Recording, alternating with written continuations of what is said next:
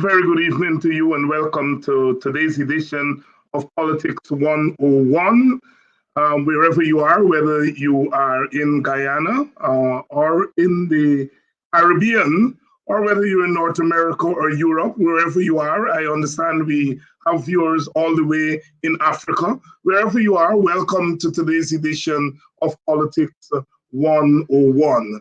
For those of you who are joining us for the first time, welcome to the experience. Please do, as we ask you to do every time we come on air, share the link, go follow the page, like the page, whatever you have to do. Make sure that others come on board. Well, this evening we are going to discuss a very topical issue. Topical because it has been one of the issues that has generated news in the past week, and I'm talking about electoral reform. As most of you know, there has been quite a bit of excitement, political excitement, around an organization called the International Republican Institute. This is an institute that is attached to the Republican Party of the United States, and it has turned up in Guyana and is, it says that it wants to spearhead electoral reform in Guyana. As an institute that is stationed in the United States of America, that is aligned to one of the major political parties, has come to Guyana and has announced that it wants to spearhead Guyana's electoral reform. Well, like most people are saying, Guyana's been independent since 1966. Whatever you think about that independence, it nevertheless grants sovereignty to the country. What that means is that something as important as electoral reform should at least begin in Guyana. But not so. Here is this institute saying that it has come to Guyana to direct electoral reform. Of course, it has caused a lot of disquiet. It seems that it is only one important organization in Guyana that has endorsed this, and that is the ruling political party, the PPP. The opposition, APNU, I noticed the Guyana Human Rights Association came out today against the involvement of this organization. Now, the argument is simple. Guyana is a sovereign country. Anything that is as important as electoral reform must be determined by Guyana. The Institute turned up at a meeting of the GCOM, the Elections Commission, 3 days ago, I think, 2 days ago, on Tuesday. And the opposition commissioners, of course, began to raise questions, and the meeting was aborted. We had on this show on Tuesday, Vincent Alexander, one of the commissioners, who gave us an update as to what took place at that meeting. Well, tonight, here is what we're going to do on this program. We are going to talk about electoral reform and its importance to Guyana. We're going to do 3 things. We're going to talk about this IRI initiative and whether or not it's an affront to the sovereignty of Guyana. Second, and a spin-off from that, we're going to try to answer the question, who should spearhead electoral reform in Guyana? And finally, we're going to have our panelists weigh in on what are the areas of electoral reform that we should focus on. And the panel to do so tonight is made up of 3 persons who are no strangers, so I don't have to introduce them. Dr. Henry Jeffrey, who everyone should know, former a minister of government, Khem Rajramjattan. Everybody should know Khem Raj. I refer to him as the hardest working politician in Guyana. He has really been here, there, and everywhere, like an evangelist, spreading the word. And finally, we have Mark Benschop, who again, this is a person who needs no introduction, except that this is the first time Mark is coming to school on Politics 101. Gentlemen, welcome to this evening's program. Thank you. All right. So this IRI that has come here and has decided that it wants to spearhead electoral reform. Henry, let me start with you first.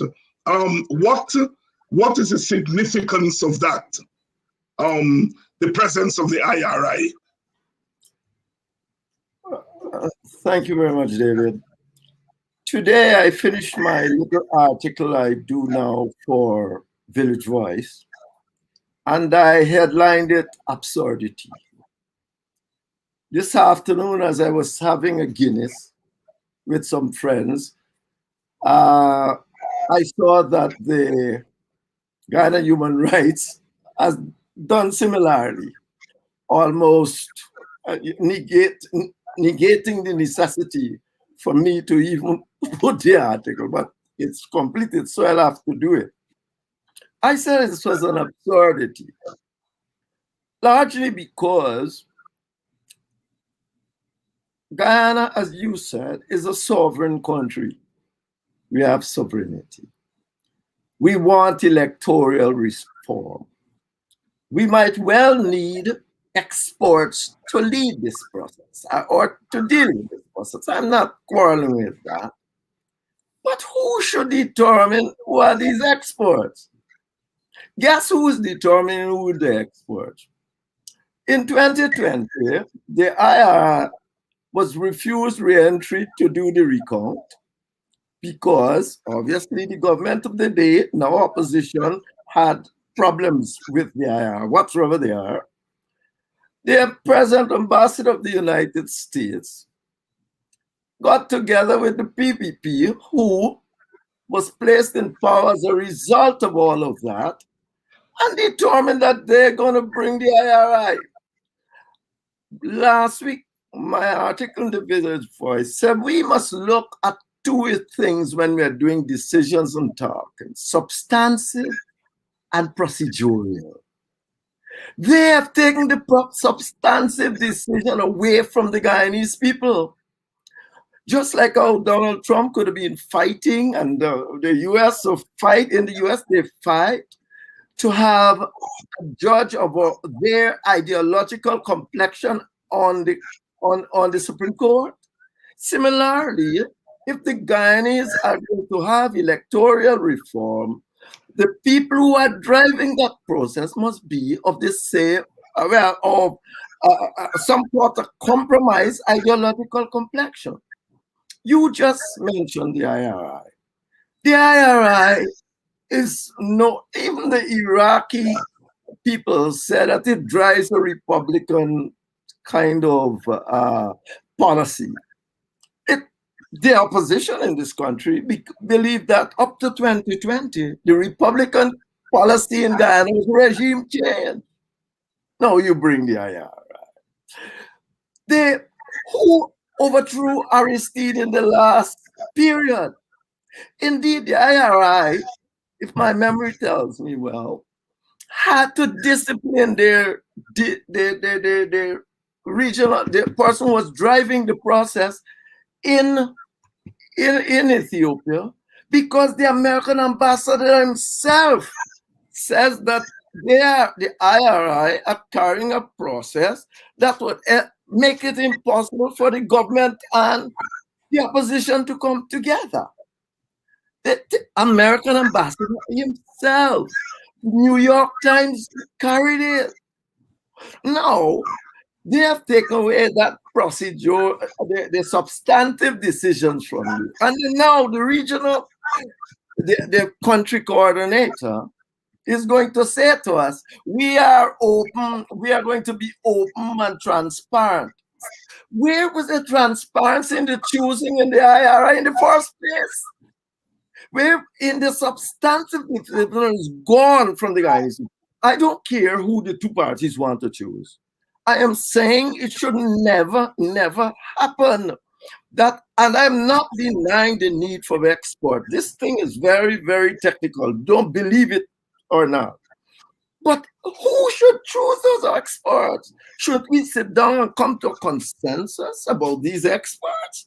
Should we just get some IRI with a questionable character all over the world, from Iraq to China, every place, just come and thrown upon us by people who the opposition thinks were involved in regime change? This must be absurdity.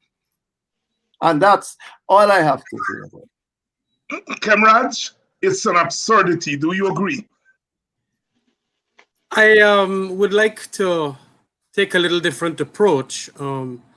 I am not going to say that it is an absurdity. We had the IRI here in 2013 to 2016. And I remember that kind of approach was taken by the PPP, who said that Glenn Bradbury, the head of the IRI then, was a CIA agent who came in to change government. And we all worked with him ultimately after it was cleared up. And APNU AFC won an elections. They did a number of good projects, in my opinion. Vote Like a Boss. They did a number of additional arrangements, education and awareness. And it is important that we understand too that what is this IRI all about?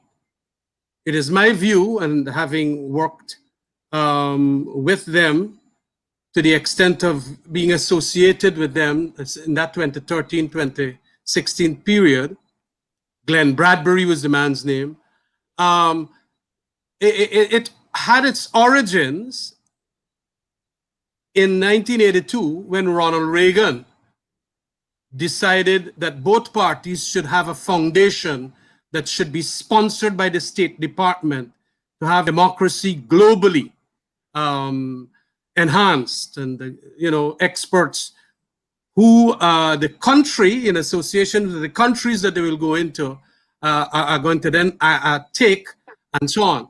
And so NDI was the foundation set up in that same year for, and IRI was the foundation set up and funded by State Department allocations. And I think they could also get monies from charities and a whole host of other places for this global democratic objective.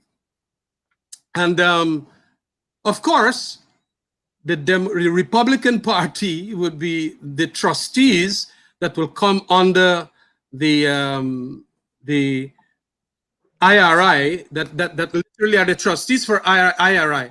But when it has a program like this, they have to accept the existing State Department guidelines as to how they operate in the various countries that they go to. So it is not what is called a proselytizing that will come from Rubio or whosoever else. And like for the NDI, when they come, they had a project here in Guyana too. It is not they who matters. It is an independent body that will run it. And I know that it has made a bad start here. There is no doubt about it. And that is why the leader of the opposition had written to Dorota Risey, the lady that is heading it here now, taken over from Glenn Bradbury. And we had tremendous unease and anxieties about this whole thing, because we did not want to be left out, and we wanted full consultation. And I think that is where the thing started off bad, and there was some bad communication. But having read through a number of documents in relation to these matters, I believe that indeed, because we need these experts that will come. And by the way, when we met her on that day that we a couple of days ago, we ask all these questions, and I personally ask these questions. Also, what it is and why it is that you are going to station these chambers. Now, we know that the AG chambers need a lot of export help. As you know, hearing what the AG talks now and again and all of that. And when you're going to put somebody there, knowing the polarized nature of the country, you're making a bad start. You're starting with a credit deficit. And I told Dorota that. Additionally, we made it quite clear that, this whole concept of not communicating and giving the impression as if you're coming here, as was just now mentioned, she cleared all of that up and indicated that, when there is a total independence here, and the consultations and so on are going to be, very serious and profound. It is not going to be as if they're coming to direct the show. What they want is to help. And that is exactly what I know happened when Glenn Bradbury was here in 2013 to 2016. So those are some of the points I would like to make at this initial stage for purposes of, understanding that it's a foundation that will not necessarily be embroiled with the politics of it all, but also, be like what happened in 2013, 2016. Now, this is important for me. I heard what the GHRA said, and they are saying that the CARICOM people should come in. Based on what happened the last occasion, I have my concerns about that, because the CARICOM people might not be the best people. And in any event, the State Department now that is going to govern and have the guidelines on what happens with IRI is a Biden-led State Department, not a Pompeo-led State Department. So we need the assistance. It is coming. It is coming from a Biden administration guidance there.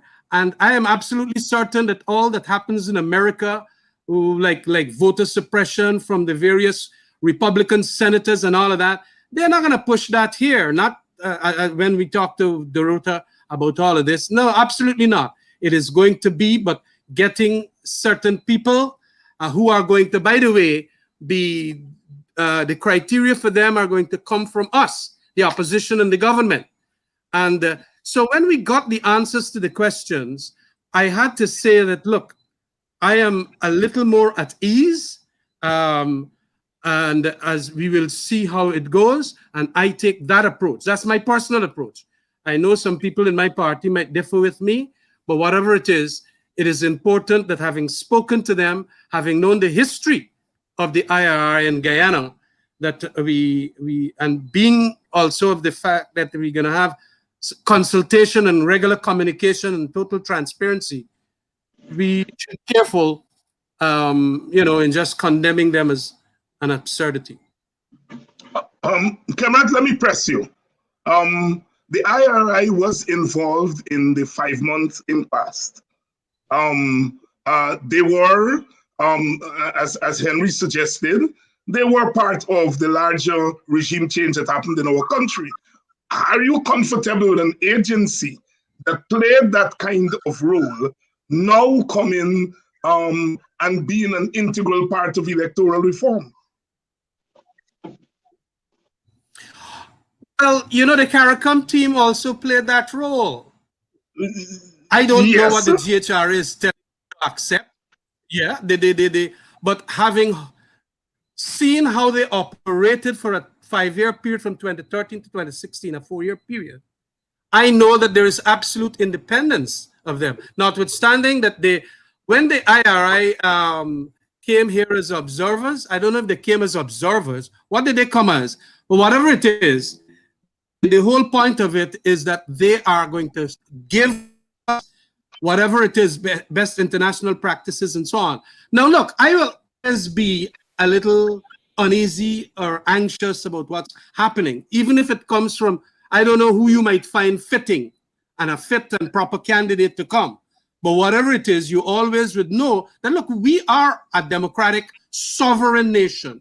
And yes, when they come in to help, whatever they're coming to help with, they must consult, they must have proper communication, and they must be very transparent. So when we ask the question about what it is that the PPP is thinking on this issue, they must tell us too. And that is what Dorota indicated that is going to happen. And that is what I know happened when Glenn Bradbury was here.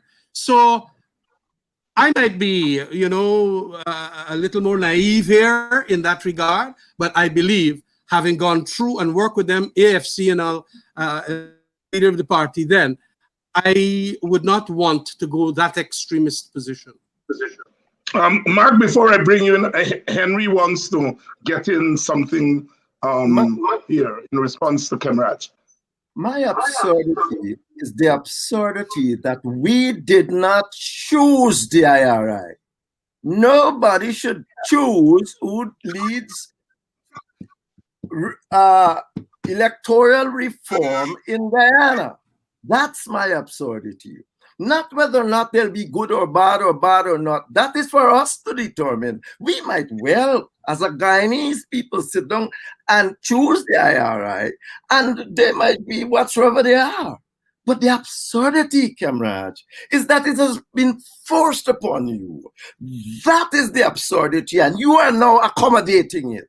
You are making the secondary decisions when you should have been making the substantive one of saying, who is coming to Guyana to do this process? I am not negating them because of all these things. If we want, if the parties and all of you sit down and say, that's who we choose, we choose. Hello?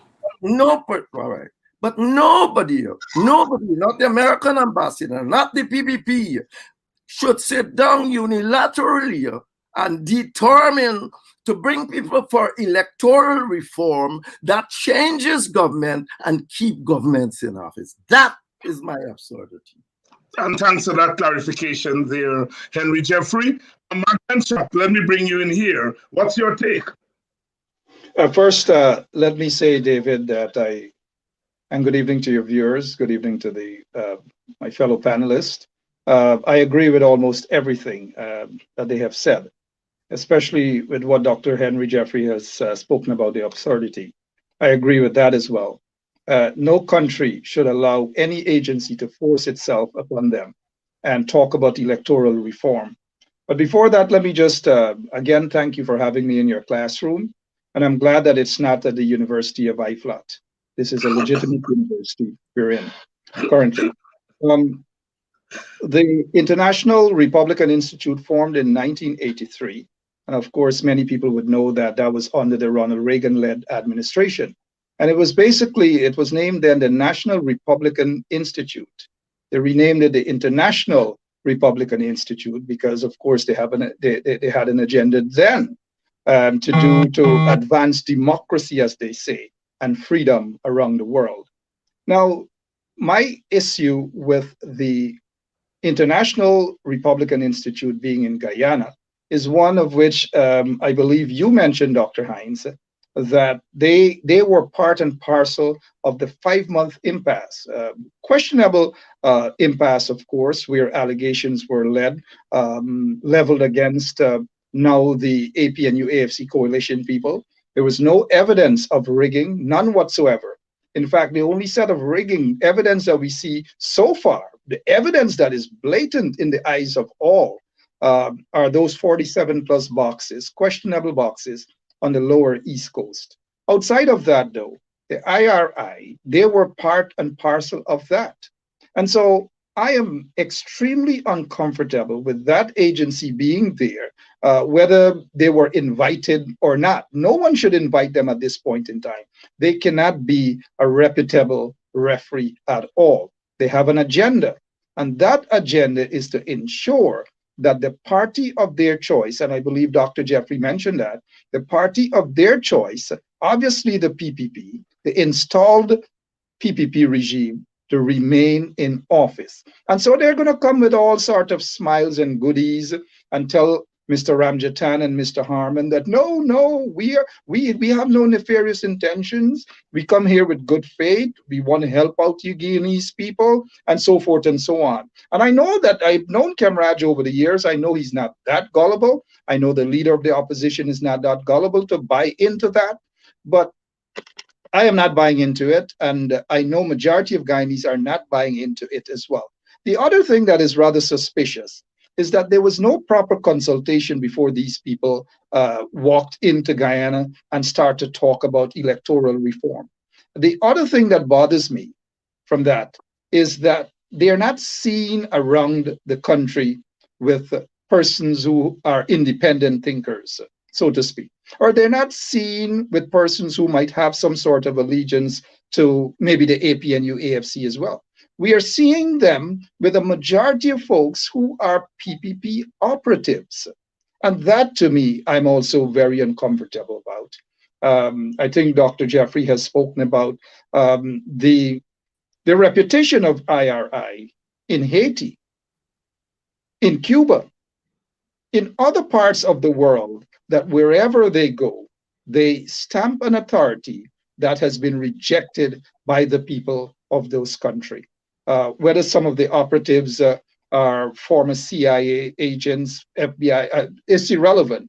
But the fact is that they have been rejected. In Haiti, they have been accused of overthrowing, toppling, assisting, for the overthrow of Bertrand Aristide's government. And so I'm very, very uncomfortable with the IRI being in Guyana, pretending as though they're there to advance democracy and freedom. If they're serious about democracy, gentlemen, why not start in Atlanta?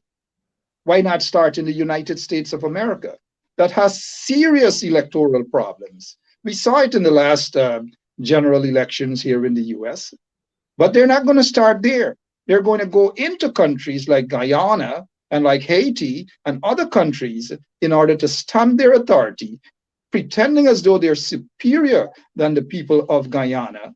Obviously, they might think so about the current installed regime, but I am just not buying it at all, gentlemen.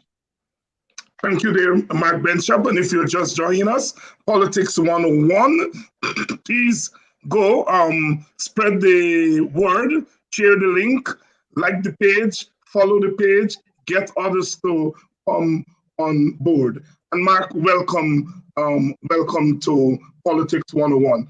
I want to associate myself with your view and the view of Dr. Jeffrey, that I think as a sovereign country, we must determine who leads electoral reform or anything as important as that.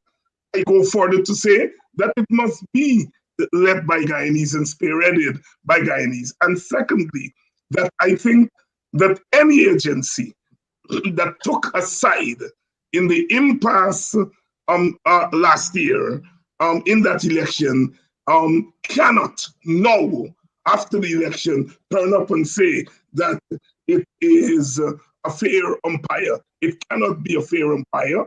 And whether that agency is CARICOM or the IRI or the OAS, all of them who took a side in what was clearly an impasse, clearly a disputed election, I don't see how they can help with reform. So for me, that is out. So we've raised the question then that we need electoral reform. We need it like yesterday. And I think we have hinted as to how we would like to see that reform get started. Jeffrey, Dr. Jeffrey, I come back to you. How would you like to see the process get started? Thank you. I would like to see government and the opposition get together either in or out of parliament, but possibly in parliament. They have a constitutional reform committee and put on the table the need for constitution, for electoral reform, which gonna touch on the constitution tomorrow. And they will discuss it, and they will then determine what will be the structure of it, what sort of advice they need, who can give them the best advice to do what we're, because you need advisors, no question about it. And they will then go about finding the best advice by inviting the American embassy to say, can you finance this for us? Can you find some people abroad to do this for us? Whatsoever, or the British or the European to do this for us. Then they will get a group that we have chosen. Because we will sit down and agree upon it like a tender leg. And we will say, yes, we all agree to this person coming on board to do this for us within the specific structure. Now, I would have thought that is openness. That is transparency. You can't be transparent in a process because that's what the local coordinator says. She's going to be transparent, but she's starting transparent. She started without transparency. You brought her or anybody here. Nobody knows. And then, but in the what I call the procedural side of this, I'll be transparent. We should even have the right, after what they did in Haiti, where the coordinator, the local coordinator, they had to even discipline him because the American ambassador on his way out of Haiti says, look, these people are preventing the opposition and government from coming together. And they have to discipline, but they want to do something like a 2-week or something like that.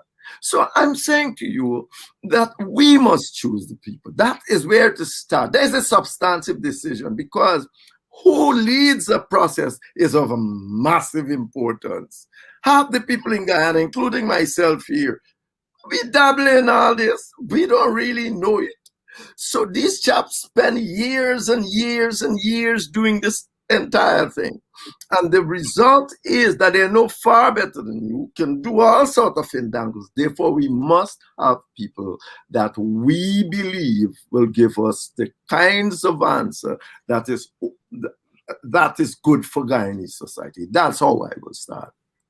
Yes, and as a post-colonial society, Dr. Jeffrey, you will remember as we were coming into independence and the Constitution was an issue, and the PNC, PPP, and UF went to England to work out the Constitution. In the final analysis, we had Duncan Sands, the British, imposing a Constitution on us. We know what the consequences of that is. Electoral reform is very important. Our elections in Guyana have always been contested elections. And to outsource, totally outsource from beginning to end that process to other people, I think is bad news. And historically, it has led to trouble. Henry has suggested that the place that we should start this process is in the Constitutional Reform Committee in Parliament. Do you agree? I agree with that. I agree with that. And that committee has all the representatives of the various parties there, and we should make a start. I got cut off. I don't know. I had a little blackout here, and it screwed up a lot of the things I got. So sorry, but I'm on to my smartphone here now. But whatever it is, I believe that is why I'm saying I believe that they made a bad start, and that is why I said that they made a bad start. But we have to get consensus first at that Constitutional Reform Committee, Parliamentary Committee, very important committee, and then we move on from there. You know, as much more could be done when the process is right. The substantive law is there, but the process is also very right, and I think I would agree if indeed that is what Henry said, that is where the origins should come. Constitutional reform and electoral reform, because we do have players there who represent all the parties. Khem and Mark and Henry, I've been advised by someone who was close to the process when the NDI was here, that the Section 22, which the coalition is now arguing is unconstitutional, was a suggestion from the NDI and the Carter people. So if that is true, and again, we have to be very careful that these things come back to haunt us. I'm just throwing that into the mix to say that we have to be very careful about external forces driving the process. Now, Henry, I think, is right. They have expertise in the formal part of things. But often we know that global organizations come into a country, don't know the history of the country, they ignore the sociology, they ignore the nuances, and they operate as though they're doing something in their own country rather than in this country. Mark Benschop, do you agree that the process should start in the National Assembly with the Constitutional Reform Committee? Absolutely, yes. In fact, that is why we have three branches of government: the legislative, the executive, and the judicial. The legislative branch sits right there in Parliament, are able to pass laws. And if we're talking about electoral reform or constitutional reform, then I agree with, of course, this Politics 101. It's simple politics. That's exactly where it has to start. I have a problem, though, with the politicians. We have been hearing about electoral constitutional reform. I recall the first time I heard about that from a politician in Guyana was in 1992, late 91, the general and regional elections campaign, when Dr. Cheddi Jagan was talking about constitutional reform, that he was going to get rid of that, he was going to get rid of this from the Constitution. And when he got into office as of October 5th, 1992, the very things that he campaigned against are the things that he embraced. We never heard back anything about constitutional reform. He died, he is gone. We've heard a little bit about that by then opposition leader and former President Desmond Hoyt. When he was in the opposition, we heard about constitutional reform. We know what happened in the 1997 elections. We heard about constitutional reform again, leading up to the 2001 elections. We heard about constitutional reform, leading up to the 2006 elections. We heard about constitutional reform, leading up to the 2011 elections. We heard about constitutional reform, leading up to the 2015 elections. We heard about constitutional reform, and leading up to the 2020 elections, we heard about that. Here it is again. Dr. Hines, we're sitting in your classroom, Political Science 101, talking about the same thing, constitutional reform. When are our politicians going to stop talking and be more action-oriented when it comes to these very important things like constitutional reform? And even the small man on the street would know that our electoral process sucks. We saw the makeup of that agreement with the Jimmy Carter and then Mr. Hoyt's administration, agreed to by Dr. Cheddi Jagan, about that makeup of the composition of GCOM. It was dead wrong. It was a recipe for disaster. That disaster has been happening every elections. Questionable. Every side that loses, question the elections, the legitimacy and so forth and so on. Any form of electoral reform should get rid of political operatives sitting as part of the commission. So you have 3 members from the opposition side, and you have 3 members from the government side. That, to me, it doesn't take anybody. No one has to come to a political class 101 to understand that by itself is a recipe for disaster. However, in answering your question, yes, it should start right there in Parliament with all of the politicians becoming mature. Put their petty or whatever differences aside and say, look, we are going to do this once and for all in the interest of the people of the country and not in the interest of any political party or whatever. Finally, Dr. Jeffrey touched on a point that, and I disagree with him here respectfully, that we are talking about, and correct me if I'm wrong, Dr. Jeffrey, We're talking about electoral reform. Let's come up with something, and let's go to the Americans and ask them to finance it. Or let's go to the British, or let's go to the Canadians, or whomever, and ask them to finance it. Do you think that those people are going to finance something without having a major say in it? I doubt that. And that's what's happening with the IRI right now. I doubt that, gentlemen. And Dr. Jeffrey, you will get a chance to answer that. But let me pose this question to you, because I think more than anybody else who has been thinking and writing about this subject of constitutional reform in general and electoral reform, you have been championing that in your columns, in your commentary.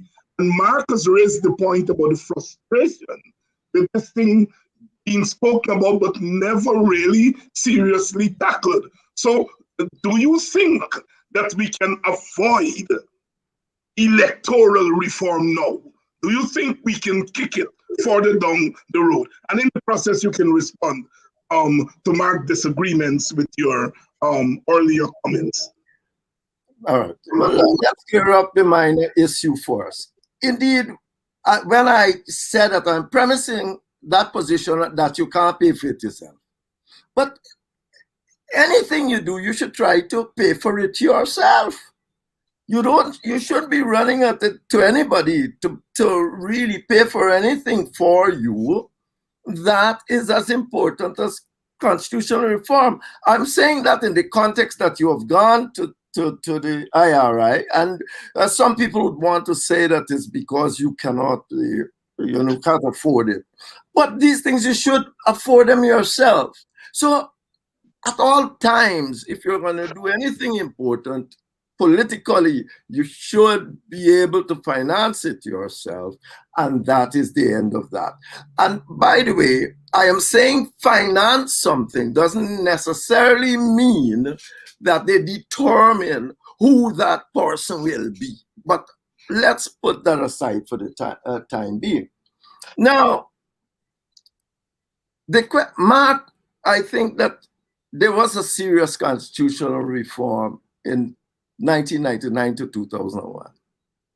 There was serious constitutional reform. That's correct.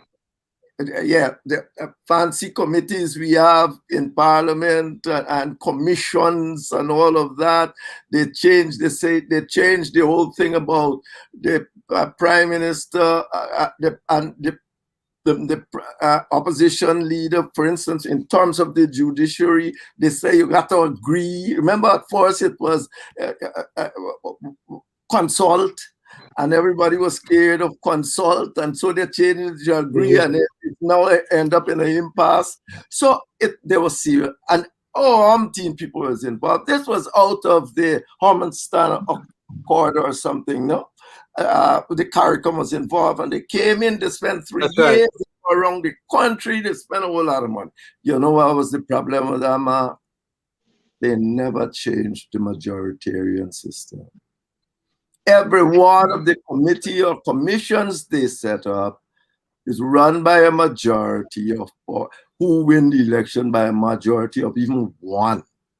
It was not, Hoyt had to force that upon the PPP, undoubtedly. But the point is that they went to it, and that was not changed. And Hoyt did not change his mind on the nature of what Guyana should be and how it should look until about 2002 or something, just before he died. And that was the problem, because he could have put it forward stronger. Maybe the PPP would agree, but he did not do so. And what we have is a whole plethora of committees based upon majoritarianism, perhaps except the Public Accounts Committee and so on. So effectively, that was a serious thing, and was a chance that you missed to do something. But let again that aside, we need to have electoral reform, constitutional reform again. But let me go back to what David was talking about. Chapter 22 of the Electoral Reform Act that Khem might know the better. Elections Laws Amendment Act. Right, 22. Every election commission should have the powers. They might have overstepped that law gave to GCOM. Every election commission.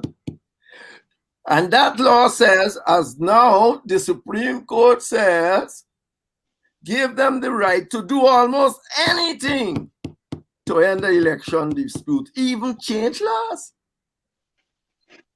Even change laws. And yet, in America, these people do anything before they determine who wins. To go through all the numbers, go back, pick up, because these are important things. But guess what? This law, the GCOM says, they didn't have the authority. When you read that, if they didn't have the legal authority, I know what else they want. They can almost change laws to get that authority. The truth of the matter is, the GCOM chairman then says she will not, to deal with the issue, she will have to cross-examine. GCOM is an administrative body that don't make decisions that put people on stage and cross-examine. You make decisions upon what you, an administrative body, is not court. You make decisions there and determine the end of the, look at all the difficulties. You can't count votes that were illegally in the box. That makes sense to anybody? No. You have to count only legitimate and valid votes. She counted all the votes and then said, go to a thing. When she had it, now the CJ said it, she had the power right here to sit down and make a decision. And then, if the PPP or the opposition at the time did not like it, they can go to the courts. But GCOM should have ended it right there. And so I believe that 22, maybe they overstepped by giving a corporate body the power to change law, but they need to do it in a fashion that give them power to end the election by only counting legal and valid votes. If the other party don't like it, whosoever, let them go to the courts. Now, you were asking another question there. Can they kick this electoral reforms down the road? The PPP, Alexander throw said. You hearing me? Yeah, we're hearing you, Khem Raj. Yeah. But Henry still. What was the question again? Because I don't understand this thing. But in any event, look, I want to make some points in relation to. I want to make some points about there was a very robust constitutional reform process. Okay, go ahead. In that 1999 to 2002. You hearing me? Yes, I'm hearing you. Yeah. Yes. Yeah. And indeed, a number of these constitutional reforms also did not have a completion to kind of finality about them. A lot of the reforms are still there to be implemented. We had done a number of things like the Public Procurement Commission, and it did not get operational until we literally had to do that in 2015. And so many other constitutional. So we did do a lot of constitutional reform. What we have to have is this culture of wanting to be governed by the rules that we make. And I find that a large majority of members and personnel and leaders in the political landscape sometimes hesitate to go there. Even inside of my party, I didn't get to play a big role because I had indicated a number of things, one of which was to, what you call, reduce the powers of the president. I was in the PPP at that time. The minute you mentioned that thing, I remember Ralph Ramkaran saying, but is we now got the position, what do you want to use the power of the president for? And so many other things that just jump up as now being in power, you don't want You see, being in power creates a political calculus that sometimes we are not prepared for. And that is the difficulty that you have. And then when you come out of government, then a whole lot of things could be spoken to and addressed and so on. But we have to be intellectually honest. We have to be intellectually honest and say, well, this can't go on forever like that. And at some point in time, the rules of rule must be made by us or some other committee that says that this is how we're going to do it, and we're going to live with the results of those being implemented, win, lose, or draw. And sometimes that is the problem we have. That is exactly the problem that we have. And so we can talk about constitutional reform. We can talk about all the fineries about how best we could implement it. That is the constitutional reform process. But at the end of the day, some people don't want to live by the rules now that have been created by the people who would have ventured forth and do the constitutional reform, make the recommendations and so on, because they feel being in power, we could do without that, we can do it that one and so on. And then you cherry pick, as it were. But look, this process got to be a journey that we will travel. Constitutional designs, constitutional reform have always been a very lengthy thing. It don't happen overnight. We have been there from 1966 to now. We had a major one that was said to have been totally bad in the 1980 period and rotten and whatever. We had one in the 1966 period, literally given to us by the British and so on. But we had one in the 1999, 2002, but we haven't fully implemented it. But it is not as if, you know how much constitutional reform the Americans had over there, hundreds of years of constitutional making and amending and all of that. So we must not feel that it is not happening too quickly here. We have to, that this journey will take a while, because you have to have so many people involved and consulted, and the transparencies that you would need to have it acceptable to all. Khem Raj, let me pose this direct question to you, and I'll come back to Henry with it, because I think Mark has raised it. Should we go to another election without electoral reform or electoral change? Look, once we have a new list of registrants, I believe that we should not make it unconditional, that we will not go there without the constitutional or electoral reform. Because I don't know, there are some reforms that would require referendum, some reforms that will require 2/3 majority. Would you get that? If you don't get that, what happened? Democracy now is stultified? I don't believe so.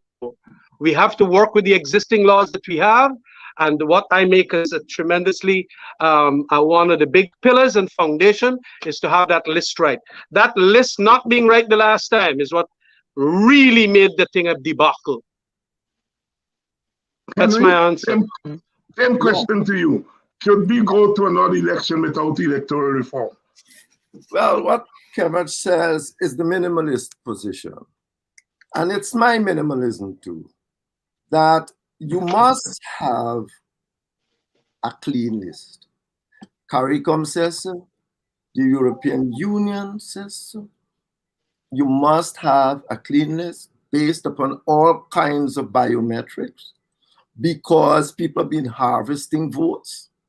You can harvest votes. Your child can die in childbirth, and people register them, keep the certificate till they're 18, and then get somebody else to vote for them.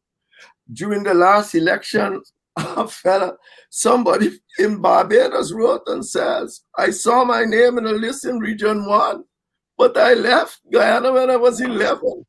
I don't have any documents from, so how am I voting in Guyanese election? But that's not new. I mean, that happens. They harvest votes over time. And the biometrics and all that may have to be used to deal with that. But certainly you need a new list if you're going to vote. And that is electoral reform. Now, It is difficult to see that any party in this country would say they don't want a new list. The minute they say that, they have already put themselves in deep trouble, because that means the list that is there suits their purpose. So I would assume that once the parties sit down and determine the parameters, what is it they want out of this electoral reform? It's not the Jeffries of this world, but they must sit down and say, what is it we want out of the electoral reform? They can go, they must struggle for that. To the extent that, remember what happened in 90, we talk about the robustness of the reform of 2000, 2001, but that didn't come easy. People had to be on the streets, they had to be fighting and so on. And I take Khem Raj's point that we must attempt to live by rules. But he's a lawyer. He knows that when the rules does not work as they are, they should be changed. They should be changed. It is quite clear that the rules that we've been putting in place, the same majoritarian thing that Mr. Hoyt agree with, that is the basis of our problem. Do you know? Well, you know, I don't have to ask your I'm speaking to Khem. You know that in Suriname, you got to get 2/3 majority in parliament to be the president. When you have countries such as ours, ethnically divided, you have to have different types of system. Majoritarianism based on the British Westminster type system will not do. And therefore, the system needs to change. You just don't stay with what you have put in place if it is not working. And it has not been working since you have put it in place. So the problem is, and every time you want to change it, there are going to be vested interests who are already now solidify themselves around these issues that are going to struggle. You have got to be prepared to do the struggle. If Mr. Hoyt in that 2000 did not do the struggle, you wouldn't have had the reform. It's just that in his mind, the Westminster type system that he was brought up in, that essentially he was all the time, same thing work. It was 2002 that he said that it wasn't working. So yes, but nothing in Switzerland. About every 2, 3, 4 years, the system constitution is changed. It can be changed by sufficient people on a referendum. So we must not. We have some rules and we must work by them. But at the same time, if those rules are not working for us, we must have the right to protest, because they give us the right to protest and get those rules changed. And I think that is the stage that we have reached. And that is what the future holds. Parties, PPP and PNC, must get together, determine for themselves what are the parameters of they want to go, and be prepared to struggle for it. Mark Benschop, same question to you. Should we go to another election without electoral reform? And do you accept the minimalist position, as Henry puts it, at least it should be a new voters list? Well, of course, in the interest of democracy and transparency, free and fair elections, they ought to have a new voters list, especially with what we heard that GCOM has, which is a list that is bloated, heavily padded. We just cannot have free and fair elections with a questionable voters list. Khem Raj mentioned the fact that constitutional reform is not an easy task. I'd like to agree with him to an extent. However, I'd like to remind Mr. Ramjattan, and even to our listeners in Guyana around the world, that take, for example, in South Africa, the apartheid regime, they've had a constitution since 1910 that was highly questionable and discriminatory in every way, shape, and form. In 1994, I think around sometime in May of 1994, when they met for constitutional reform in South Africa, 26 parties, and I repeat, 26 parties met to reform that entire constitution. And it took them less than 2 years to reform that entire constitution. You're telling me a country where our population has been for over 50 something years, it has been the same, 750,000 people.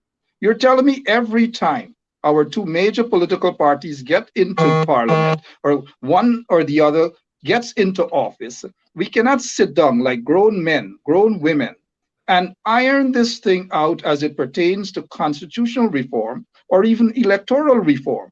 One of the problems maybe is that a lot of our politicians believe that constitutional reform has to do with them having more power, as opposed to the people having the power, the people having the say as to this is what we want. This is what we want to understand about our constitution, our rights, and so forth and so on. This is not just about setting up committees and so forth and so on. It is the people's rights, the people's power.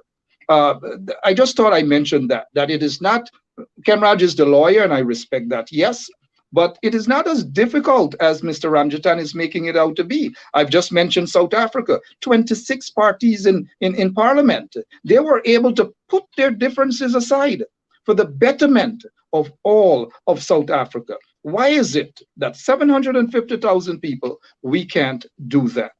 The other thing quickly, and we seem to be forgetting that, and Professor, do forgive me, that tonight's topic of discussion, of course, electoral reform, but IRI. Let's not forget them. They barged into our country trying to dictate this thing about constitutional reform, started off on the wrong track. I think they should stay there, where they have started on the wrong track. There is no good intention coming from IRI. That is my opinion again. Take, for example, the opposition commissioners at GCOM were not aware that IRI was there to talk about electoral reforms and so forth and so on. They had no discussion of this nature at the Guyana Elections Commission, unless maybe the chairperson, I don't know, unless they had a private meeting amongst themselves and PPP operatives that left the opposition commissioners shocked.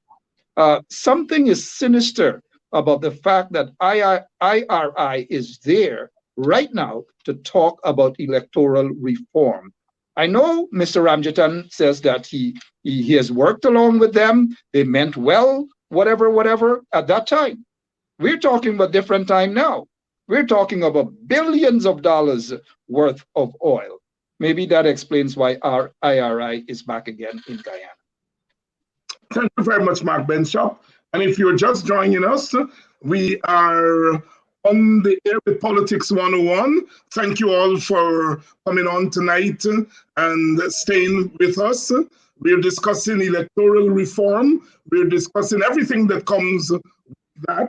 Of course, the discourse is driven by, as Mark says, this organization, the International Republic Institute, barging into our country and wanting to determine what electoral reform should look like.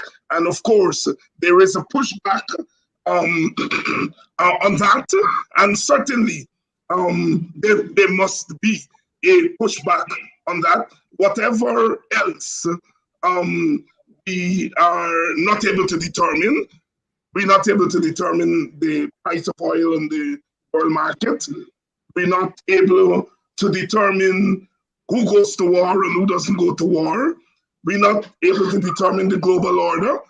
But one thing we should be able to determine is what is good for us. And as a small country, we should not trade that aspect of our self-determination for anything. Khem Raj made a very important point, and that is that democracy should not be stultified while we await electoral and constitutional change. And I completely agree with him. However, my view is that precisely that is what the problem, where the problem is that we say we have to get on with it. with business left unfinished. And once we get on with it, those who hold power forget about the promise to make change. During the 5 months impasse, some of us, and I think Henry might have been associated in some way with it, but some of us made the suggestion that because there was an impasse, we should have an interim government made up of the two major forces and maybe other minor forces.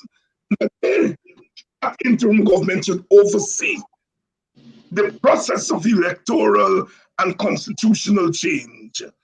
So you're not interrupting democracy, right? In fact, you may have been enhancing democracy. And the PPP said, no. Democracy means that you must install a government, and once the government installed, we will talk. Well, we went that road. We installed the government, and what have we seen in almost a year? No advancement, no talking, no opening for change. So my view is that yes, you cannot stultify democracy, but there are ways in which you can get the process done and don't kick it down the road. One party government, as Henry Jeffrey says, is where the problem is, majoritarianism. The IRI, I was told, when they were here the last time, and as, well, not the last time, before the 2015 election, and as Khem said, they did some good things, but the PPP didn't think so. The PPP wanted them to be thrown out of the country. The PPP accused them of being CIA. The PPP followed them around as they were holding meetings. So in 2015, the PPP felt the IRI was bad. And the coalition felt, if we follow Khem Raj, is that they were good. And this time around, the PPP is saying, IRI is good. And I rather suspect that the majority of the supporters of the coalition is saying that the IRI is bad. That therein lies a big problem. And I just wanted to put that on the table. Mark, you, in addition to a change in the voters list, you talked about the makeup of GCOM, the model of a political GCOM. And you suggested that you think that that model should be changed. Changed from a political GCOM to what? Mark Benschop.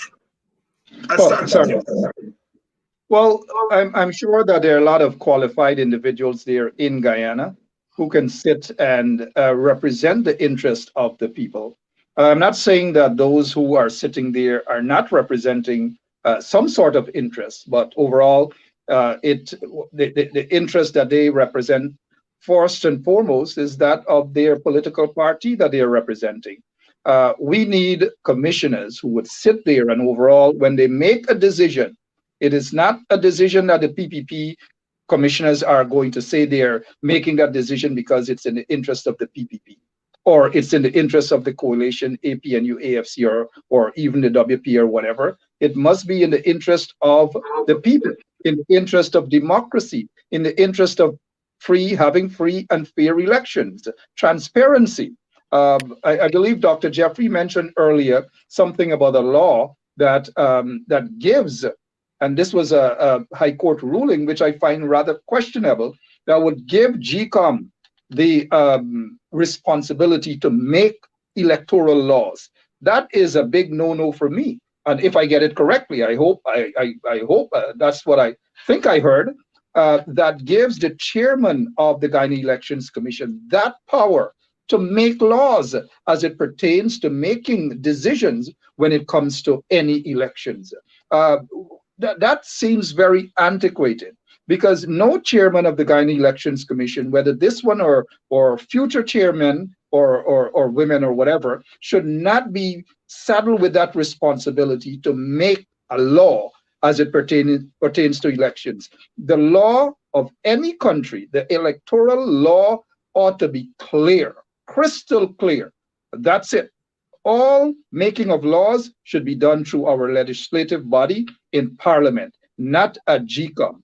I agree also that, yes, the GCOM chairman has that responsibility to make a decision right there and then based on her or his authority given to him or given to her by the law, that no elections should be declared with thousands of questionable votes included. None whatsoever.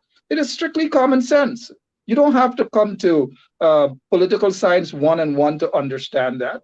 Simple common sense. How can an elections chairman rule to declare an elections, knowing that elections to have thousands of questionable votes, questionable ballot boxes, questionable statements of poll, questionable poll books missing, and all these different things, and to declare an election in favor of whichever political party and say that the loser should just take it to court by way of an elections petition?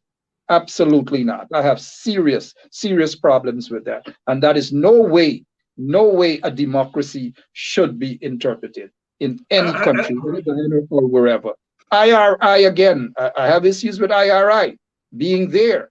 They're in the country. They I don't know if they took a boat, they got into the country, and then we see a press release, we see them at press conferences that they're there. Oh, they just touched down in Guyana to teach the Guyanese people how to be civilized by way of electoral reform. And on top of that, they have positions for local folks there in Guyana. We didn't see any advertisement for those positions to be filled. We didn't see any transparency by virtue of that. None whatsoever.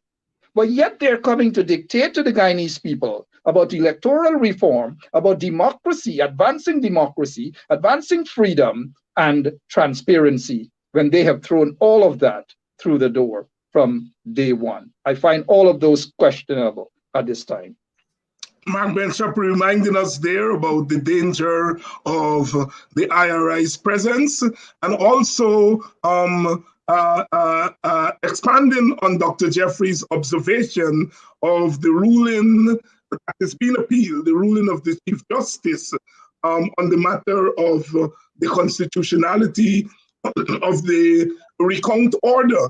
And that the two issues I think the courts going forward will have to clarify is the extent of the powers of GCOM to make adjustments, the extent.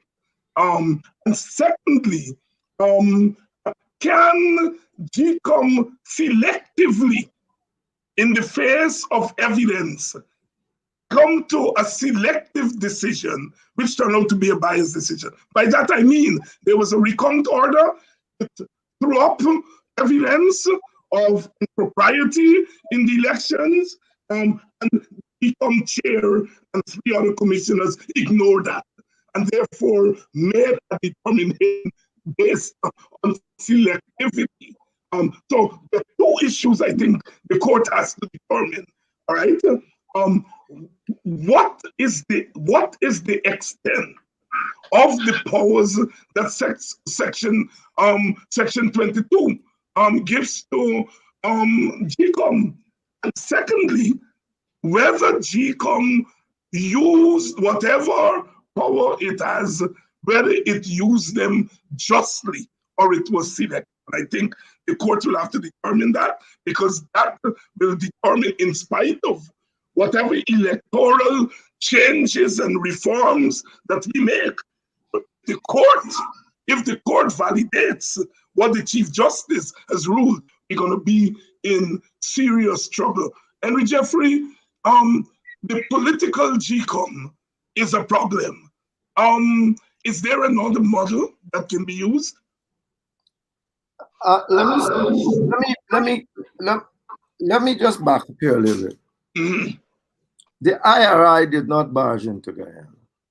the government of Guyana agreed with the US Embassy to bring the IRI. So point your finger to the government of Guyana. There you go.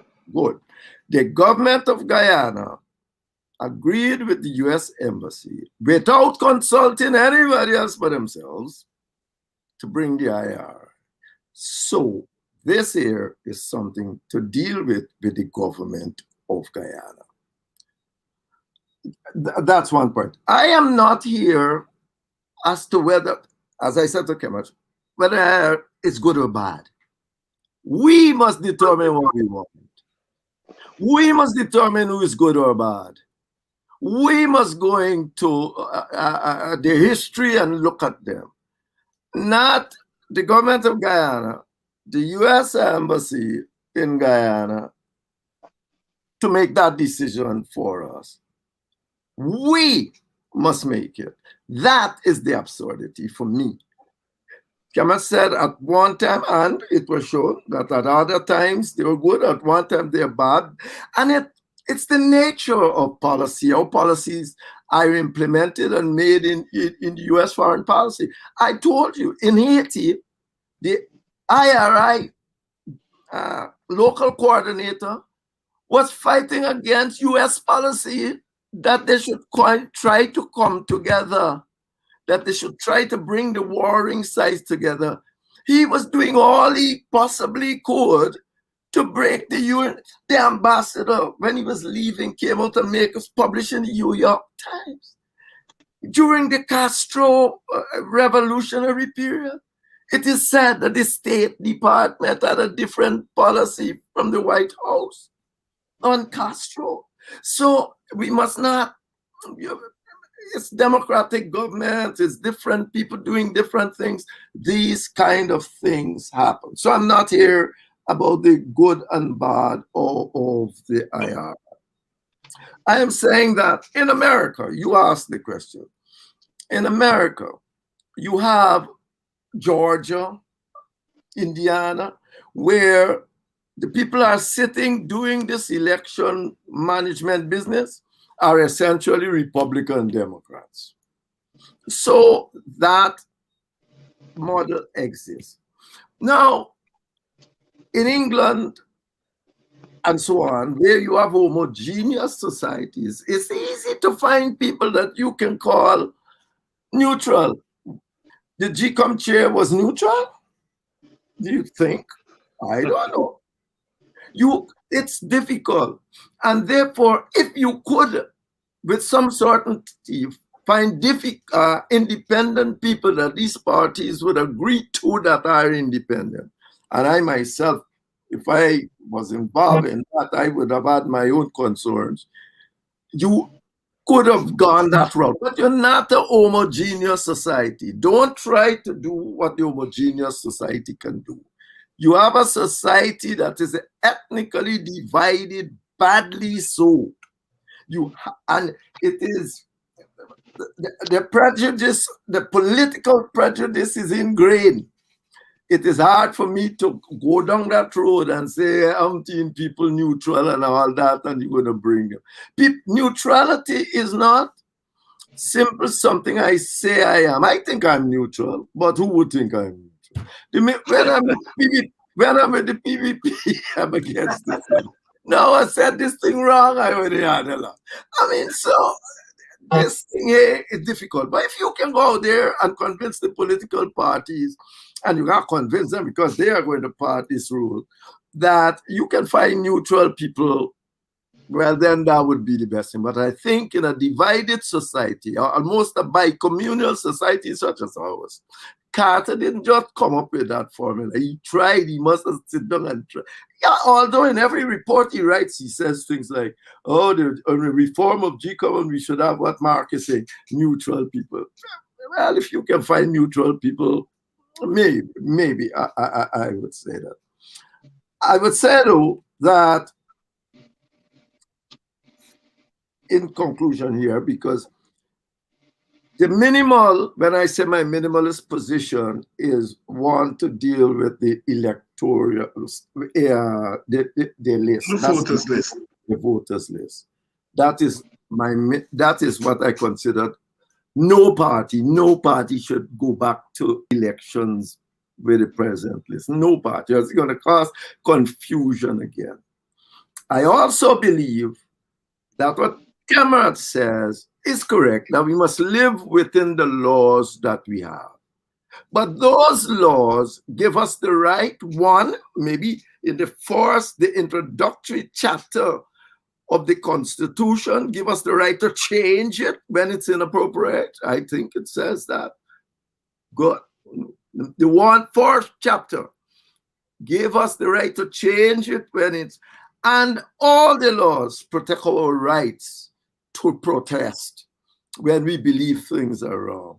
And if you have been living under this kind of confusion for 60 years and don't believe that what we have been doing is wrong, or well, not wrong in the sense of wrong and right, but certainly not producing the results for the Guyanese people that it should be producing, given the resources there you have, well, then I don't know.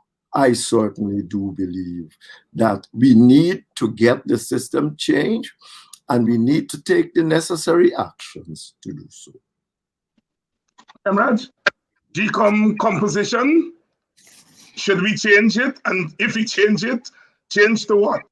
You're muted. You're muted. You have to turn on. We're not hearing you. Yes, we're hearing you now. Okay. We're hearing you now. Oh, you're hearing me? Yeah. Yeah. It is an extremely difficult one. And I happen to come from the belly of the beast in the PPP, and I now associate in a coalition, in opposition, that is, with the APNU. And I could tell you that the political, a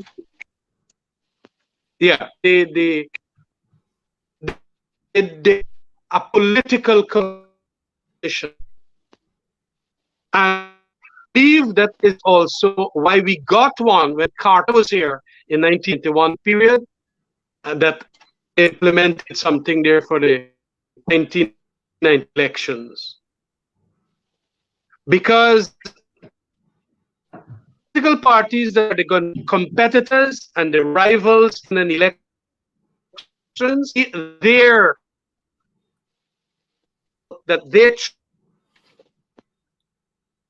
they seem to be having some difficulties there with Khem Raj as far as connection is concerned. While he's come back, let me pose this to you. The method that we used to choose the GCOM chair, should that be changed? Mark, I'll start with you. Yes, I do believe that it should be changed. They have a lot of neutral people in the country, very bright, young and even middle-aged or even not so middle-aged people that can get that job done. We don't necessarily have to pick from or demand that representatives of political parties be in there. We have models around the world that we can replicate. But we oftentimes, when our politicians sit at the table, we make things look, and these things can be very easily done, but we make things look so difficult that it cannot be done, and all these manner of things. I mentioned the fact that the constitutional reform of South Africa took less than 2 years, with 26 political parties coming right off the heels of brutal apartheid era. But yet they were able to put their differences aside, albeit it stemmed from the committee that they set up there to the forgiveness, reconciliation committee and so forth. But we can get these things done if we have politicians in the country across the board. There might be some, yes, I'm not painting all with the same brush, who are able to say that let us put our political differences aside and once and for all sit down and hammer out this thing about constitutional reform. And constitutional reform where it empowers the people. with their rights. They understand their rights, whether it's voting rights and so forth and so on. We shouldn't be even going on for years talking about, oh, a bloated list. I've heard about a bloated list for several elections, a contaminated list. Perhaps you didn't hear. I have heard about GCOM needing reform for a while now. In 2006, when the PPP stole a seat from the AFC, right? With proper electoral laws, that should have never happened. Where the CEO then, Mr. Gokul Budu, said, there's nothing we can do about that now. It is done with. And therefore, for 5 years, Sam Hines, or somewhere thereabout, Sam Hines sat, was squatting in that seat illegally because of bad electoral reform. It has got to stop. It has got to end. And I agree with both your guests, my fellow panelists here tonight, that it starts with us. It starts with our politicians in Parliament. Not every time they go in Parliament, on one side cussing, the other side ain't nothing good for say, and views out and views out. If they are to sit down and tackle these problems, serious problems affecting our country, starting with electoral reform, we will get a far way in terms of lots of things within the country, but too much bickering.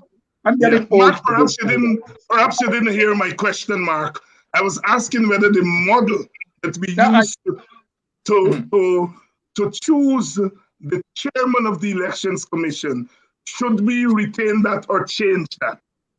No, that's a recipe for serious problems, man. Because one side is going to agree, the other side is not going to agree. One side is going to agree, the other side. And then when you have a list, you submit a list of individuals, and you don't choose from them. Some of them are going to get vexed, they're going to get petty, they're going to get bitter, and all sorts of things. I don't agree with that. We've got to find some other model in choosing a chairperson of the Guyana Elections Commission. Henry Jeffrey.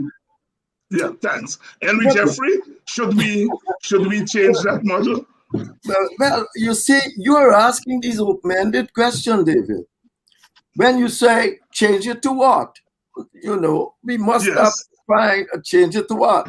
Right. I mean, what you're going to say? You can say, for example, you can say, for example, let the 3 commissioners you choose determine who's the chairman. No? That's happening in arbitration all the time. Let the people chosen determine the chairman. But what were you think gonna come out of that? Because they're gonna always be wrangling. The nature of the society leads to a kind of impasse on these kind of matters. Not anybody wicked. That's correct. I'm not calling anybody wicked. It leads to an impasse on these matters. You have to change the nature of how we are governed. We got to be governed in a way that holding power is not the end all of government. Holding on to power is not a winner takes all situation. It's not the end of your life. So unless we can do that, we are not going to get out of these things. Look at Israel today. You have been listening to what's happening there. Because essentially, you believe they are not stupid people. Yet look, they're murdering one another on the street. They and the Palestinians, not it. The PPP comes out here, the PPP comes out and says, the 2-state solution is the answer. Well, not the PPP, I done on saying it.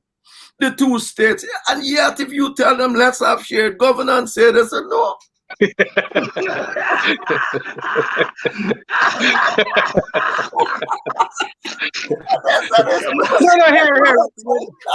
Henry is so very right. Yeah. Cannot you have the floor? No, I'm saying Henry is so right, because look, we made a constitutional amendment, man. Henry was there. When we said that a president must only run for 2 terms and no more. And then that was so clear. You got to go pasture. You can't come back. The whole meaning of it was that. And because some people like power, they arrange busybodies to go to court and then ensure that they get litigation and so on. We have to go CCJ for that. And then the person comes back, and literally now, you know Jagdeo literally controls that cabinet. He controls their finale. He controls the funding of the treasury. He is but running a third term, very Putinian in character. And that is what I'm talking about here. So if you get leaders like that in the PPP, and I struggle very, very hard to change, as I call it, the democratization of the party, and then you got expelled for that, you know, they don't want to see the democratization of the party. So some people want to hold on to power body, and they're going to hold on forever because they feel that that is the way to go. And that is what we have. We now have to say, well, fine. Okay, I agree with Henry that we must live by the rules, as I said, but we must learn also that if there are difficulties in amending those rules, we will have to at least struggle, lobby, ask for international best practices, and so on to come up with solutions. But if at the end of the day, we can't come up with a solution, we have to run our country basically on those existing rules. You can take to the streets and all of that, but then we will have to ask those who are taking to the streets, what is your solution? What is it that you don't want? You don't want a political GCOM? Well, you want a civic GCOM? How do you select those people so that the parties can trust them as being their referees or their umpires? And that is the difficulty we have. And so although they had, I don't know how much million people in South Africa that could have done it overnight, it wasn't done overnight when you check the entirety of it. It took since 1910 or I don't know when. Constitutional reform was always being blocked. And that is why you had the apartheid state and all kind of thing. But at some stage, it would happen because of so many deaths, the international pressure. In the PPP, we used to call it, I think it's Henry teach us, the international factors, the objective factors, and the subjective factors conglomerate, and then you can have some changes. Yeah. Until such time, I don't see how we can probably change GCOM in its present with its present attributes. But it is something that you struggle for. You all the time bang on the doors for amendments, for a better structure, and also get the people with you to understand what it is all about. So as we talk about electoral reform, yes, go ahead, Henry. But Khem, I'm certain you will also agree. I just want to put in this little bit here, just that we don't appear too biased, that you were in office for 5 years and promised shared governance. Yeah, that is true. That is true. The political calculus of being in government changed a lot of things. Priorities. Yes. It does, and it is a political reality, dear Henry. I mean, it is not as if some of us didn't call for it. It's just that, okay, there are some other priorities. We got to look after this. We got to, and some, you know, these things happen. I was in the PPP when that happened. I was also in the coalition when it got sidelined and so on. So understand what happens there. But at some point in time, politicians will have to come to realize that this is wrong. Let us get it right. Well, it took quite 10 years. Desmond, it took 10 years to get there. He lost election in 1992 and didn't get there till about 2002. 2002. That's right. When he said power sharing is an idea whose time has come, and he died 3 months later. Gentlemen, we have consensus that as far as electoral reform is concerned, we have consensus on the voters list. We seem to be saying that beyond that, it will be difficult. Henry says that if you were to move beyond that to a broader or a maximalist kind of electoral reform, then you will have to change the architecture, the basis upon which we are arriving. And that is, we have to agree to a consensus kind of culture and a consensus kind of architecture before the other reforms can a reality. Mark is saying that perhaps we can do them outside of that framework. But I think what is clearer tonight is that electoral reform and constitutional reform are not going to be easy. And so all the hype around IRI and so on, perhaps that is the reason why the IRI should not spearhead this thing. Because the nuances Khem Raj and Henry have talked about, I'm sure the IRI either don't know them or don't care about them. And that is why it is dangerous, I agree with that, to have those people around. I think ultimately we have to see the nexus between IRI, Exxon, the United States government, oil and gas, Venezuela, and all of that stuff. And we should not see this electoral reform in isolation from the larger picture. It's program time. Each of you will take the opportunity of closing remarks. Khem Raj, start. Oh, yeah. Well, no, this is very interesting, I must say. Whether we should have the support of an IRI, which was, of course, called by the government. I would have preferred the government to have taken it to the committee, the Constitutional Reform Committee, get the consensus there, and then that not having happened, and they're here, what do we do? I have a little different opinion than the others here. In any event, we need constitutional reform, we need electoral reform, we need the list, as you mentioned. And these are things that we must educate our supporters of, and also the PPP supporters too, to appreciate the fact that for a brand new constitution or a brand new elections commission, these are the difficulties that they will be having for moving it forward, and so that they can make more informed choices as to what it is that they do. And of course, if we can't have them as a result of the entrance provisions to change them or amend them, then we must then live by the rules. We will have to live by the rules as they exist, and try to win elections based on those rules. But of course, that is going to be something that a lot of people wouldn't like. And in a democracy, as Churchill, I think, said, it is the worst system of government and governance. But show me something that is better. Because the better one must come from the acceptance of the variety of parties that you have. And I know that the PPP not going to want a lot of these things that we're going to talk about. And I rather suspect some other parties might not want it too. But we have to live with that. Thanks very much. Thank you, Khem Raj, for always answering the call to speak to the larger Guyanese audience. And we aim here not just to speak to the supporters of the opposition, but to all Guyanese. And I'm sure that they are listening. They may not politically agree with everything that we say here, but I'm sure that we serve the purpose of enlightening all. Mark Benschop, your closing remarks.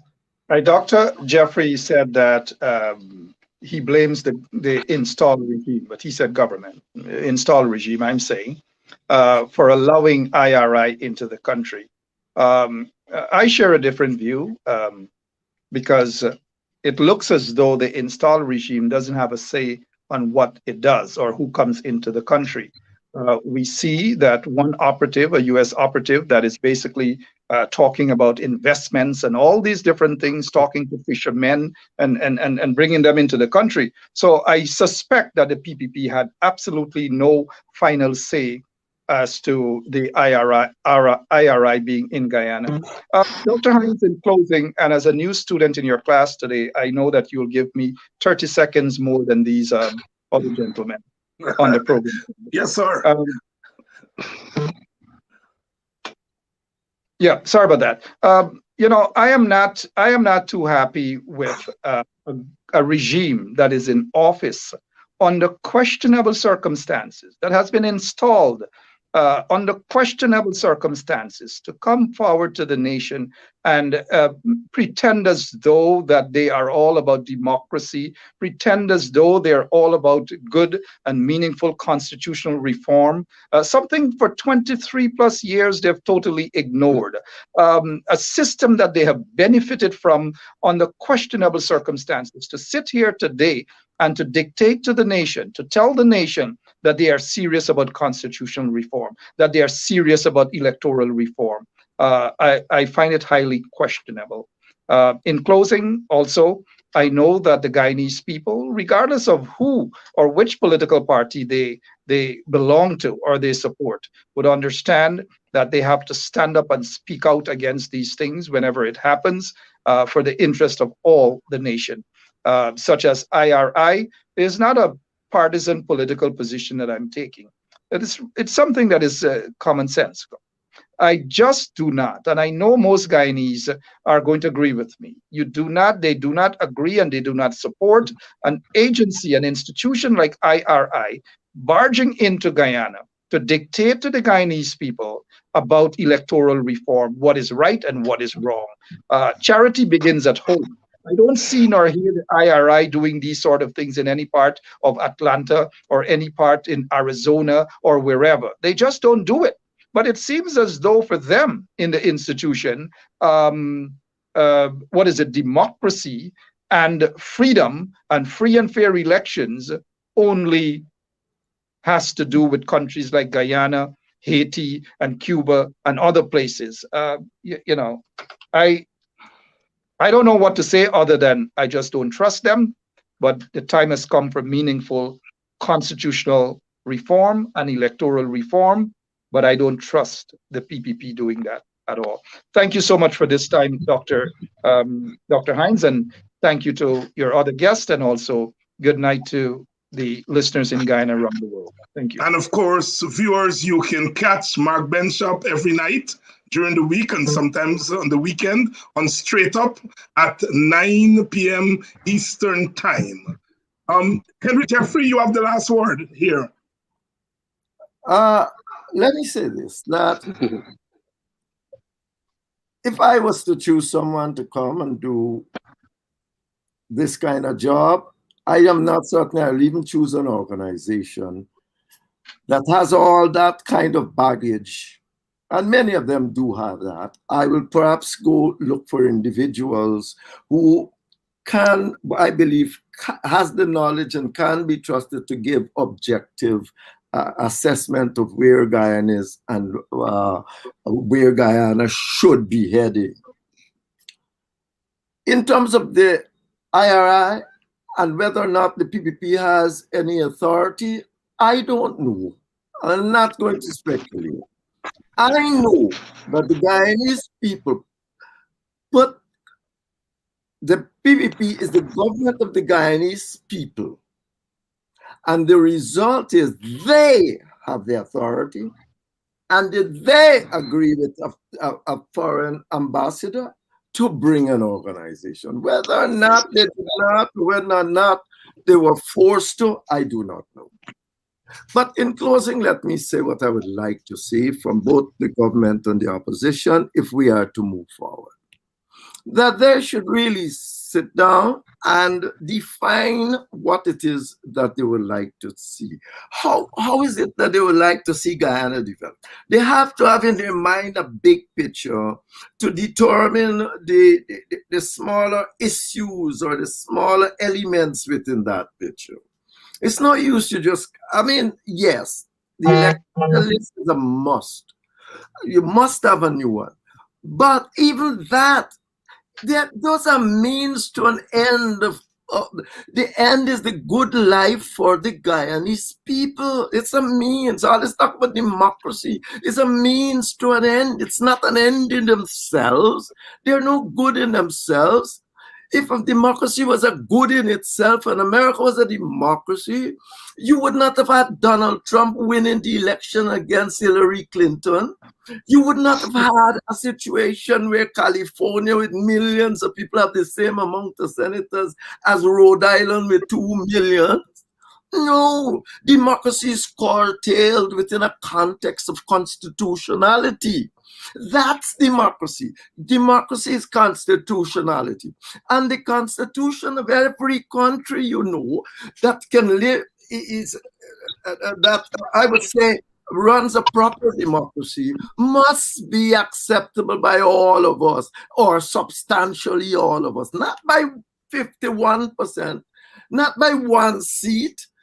It's got to be something that we all agree on, or substantially all of us. That was what the founders of the US Constitution was saying, that yes, everybody must agree, all the states must agree before we get together.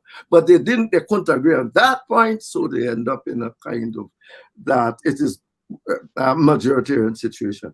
But what I am saying to you here today, that these people need to come sit down and think, even if they don't tell us, they got to have before them a big picture of what they would like Guyana to look like, and where even the minimalist list position fits into all of that. If they don't have that, all we're going to have a little piecemeal here, throw it here, this, that, and it would fit into nothing that in a chronological fashion can lead to the good life for all of us. Thank you very much, Henry Jeffrey. And I have to say, you know, a little known fact is that you had two plans as they were writing the American Constitution, the New Jersey plan, the Virginia plan. And in the New Jersey plan, there was a proposal for a multi-person presidency. It didn't get anywhere. So they're talking about that there. And since 1978 or something, Americans were grappling with the whole notion of power sharing. You know, of course, part of the compromise is the agreed, you know, for presidency. That's what it does. That's what it does. Yes, I really appreciate you guys coming on here tonight, and I'm sure that we would have helped in some small way in advancing the discourse on this very, very complex matter. Thank you all so much. And you will get a call from me as usual in the near future as we try to navigate this difficult period in our history. As I always say, if we get it right during this period, we will get it right for a long time. If we don't get it right, then Crapo smoke our pipe now and perhaps forever. Thank you all very much. And good night to you. Good night. And well, viewers, you know, that's what we strive to do on this program. All right, is to bring perspectives to you, and even when we have disagreements, as you saw tonight, there were some disagreements. Khem Raj did not share the same view as the rest of us. Mark did not share the view of the rest of us, but we did so in a civil way. That's very important. I think it's an example to our country of if we can have a civil discourse where we can go. We did not ask for our country to be as diverse as it is. It was thrusted upon us by history. And we have to make the best of what we have. Not appeal to the worst in us, but appeal to the best in us. Disagreements are natural. If the world was a uniform place, then it would be a very boring place. If everybody had to wear blue and white, it would be a very boring universe. And so therefore, the diversity is important. But what is important is what we get out of that diversity and the kind of security it offers to all of us. The struggle goes on, the struggle for a better Guyana, the struggle for an inclusive Guyana must go on. If we have made one statement here tonight, it is the statement that as small as we are, perhaps powerless as we are compared with bigger countries, we are a sovereign people. Sovereignty did not come easy. It took 200 and odd years on the plantation. Colonialism and indentureship. And we struggled against that to get to this place where we are independent. And it certainly is an affront to our ancestors, an affront to those of us who are here now, and certainly an affront to our children and grandchildren. We allow a government to bring an organization into our country and thrust it upon us. Certainly, that's not what we are about. That's not what independence is about. We have to make it clear that the IRI should not spearhead electoral reform in Guyana. We are capable of making those decisions on our own. We are also capable of deciding who, as Henry Jeffrey says, we want to invite to help. We are also capable of drawing from among our own countrymen and women in Guyana, outside of Guyana, to help us to deal with the thorny subject of electoral reform. We've got to stand together as a country. You, the viewers, the ordinary people, the toilers, you are what make us the country we are. Without you, the individuals and the families, there's no country. And so therefore you have got to make your voices heard and to say no, no, no, no. It is not about the II, it's about us. It's about our sovereignty. And I paraphrase George Lamin, the Caribbean novelist and philosopher. I'm paraphrasing him when he says, we may not be able to determine the price of oil or sugar on the world market. We may not be able to determine the global motion, but we can determine who we are. Who we are. And our country has sacrifice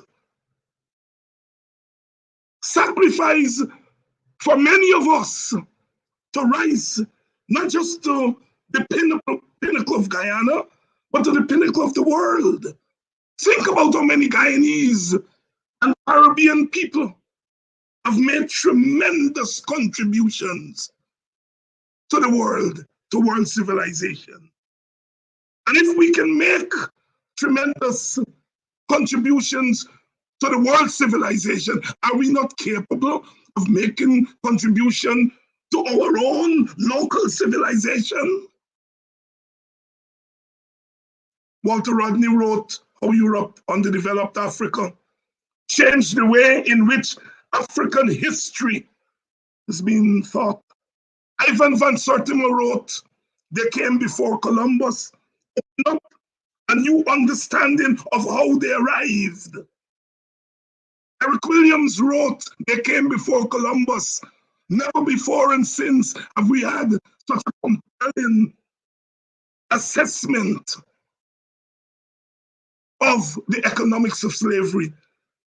T.L.R. James wrote, Black Jacobins, which humanize those who fought for the independence of Haiti. Of course, beyond the boundary which is held even by the oppressors as the greatest cricket book ever. And we can go on and on. Are we not capable of reforming our own system? Rutherford quite correctly says, we did not build big bridges and big towers. Our contribution to the world is our minds. Our minds, we in the Caribbean. And you are saying that we have to bring people from outside to determine what kind of electoral architecture we should have? It's an affront to those ordinary men and women who toiled for those of us to go to university and to read books and to learn about the world. that you are telling them that their sons and daughters are not capable of determining for ourselves. This is 2021. Chinese, I am not asking you to say that we must see the world as Guyana. Guyana is not the world. Guyana is part of a Caribbean, part of a Western Hemisphere, part of the Americas, part of the world. I'm not advocating isolationism. I am not. What I'm advocating, however, is that we must begin with our own local thought process. Massa Day must done. Eric Williams said that. Massa Day must done. And Massa Day is symbolically has gone. Should never come back. Never come back. But we have to understand that there are forces in our country who are prepared to trade our sovereignty, to trade our independence for them to have power. I don't hate the PPP. There are many good people in the PPP leadership. Some of them are my acquaintances. Party, more than any other contemporary party, is prepared to sell Guyana's sovereignty and dignity down the drain for power. That's what we're seeing here. They didn't like the IRI in 2013, 2014. Prepare to accommodate them now because the IRI helped to install them in power.